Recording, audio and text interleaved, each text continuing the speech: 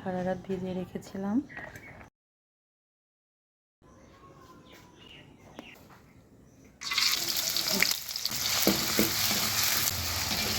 এটা মিডিয়াম আছে, একটু সময় নিয়ে নেড়ে নেড়ে এটা ভেজে নিতে হবে। আঁচটা অবশ্যই মিডিয়াম আছে রাখবেন।